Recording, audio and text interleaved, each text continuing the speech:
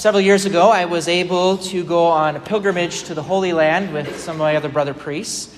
And one of the days that we were there, we were able to go on a boat ride on the Sea of Galilee.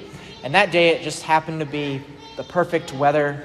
It was calm and sunny. There wasn't a lot of wind at all. But once we boarded the boat and got out onto the waters of the sea, even though it was calm at the shore, it was amazing at just how much the wind picked up and the kind of waves that were there.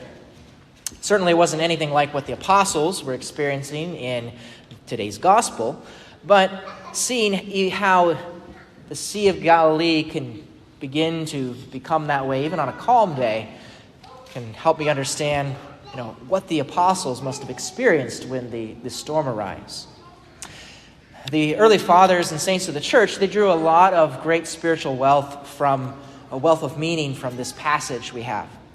The sea symbolizes this life and the instability of our fallen world. The storm points to the various kind of trials or difficulties that may oppress us throughout our life here. But the boat, in contrast, represents the church, built by Jesus and steered by the apostles. And so in this account that we have, Jesus wanted to teach his disciples, which includes all of us, because we're his disciples too, to teach us to bear life's adversities courageously, trusting in God, trusting in the one who reveals himself sometimes in surprising ways. And even in the moments we might think he might be absent, often through the silence, the quiet, the way he does so through the still small voice to the prophet Elijah in our first reading.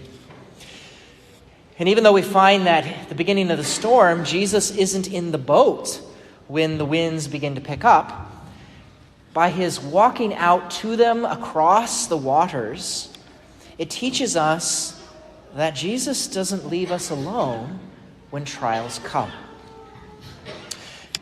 We have the Apostle Peter here, who, when he sees Jesus coming toward them, he's moved by an impulse of love for him, and he asks Jesus to have him come out to him over the waters.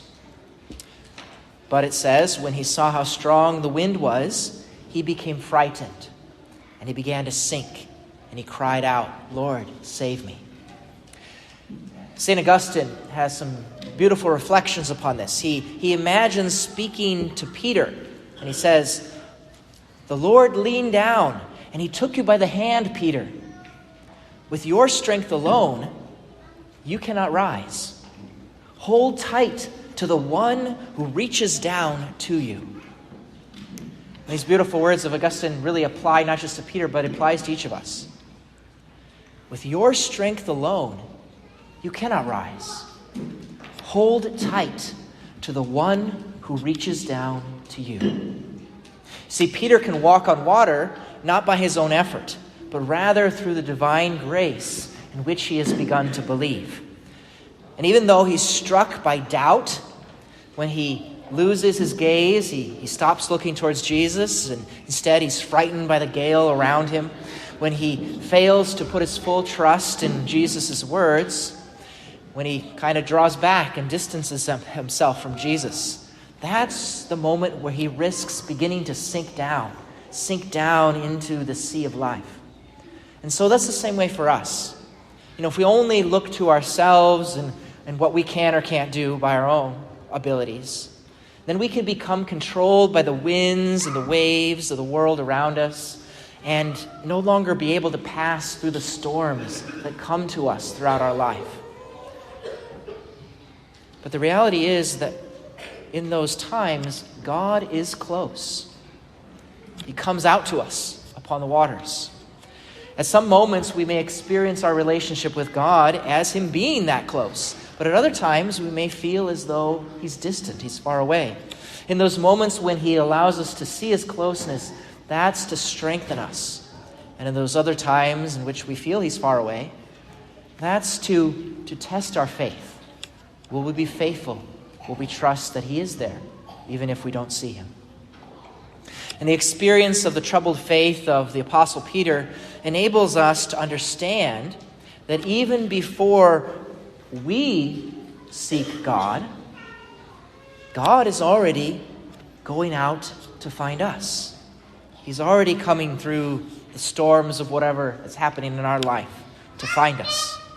It's He Himself who comes down from heaven, stretching His hand down to raise us up to where we can't bring ourselves on our own. And what Jesus asks of us is that we trust Him, that we trust Him absolutely, and that we really stretch out our hand and grasp His. This week we're going to gather again for the solemnity of Mary's Assumption.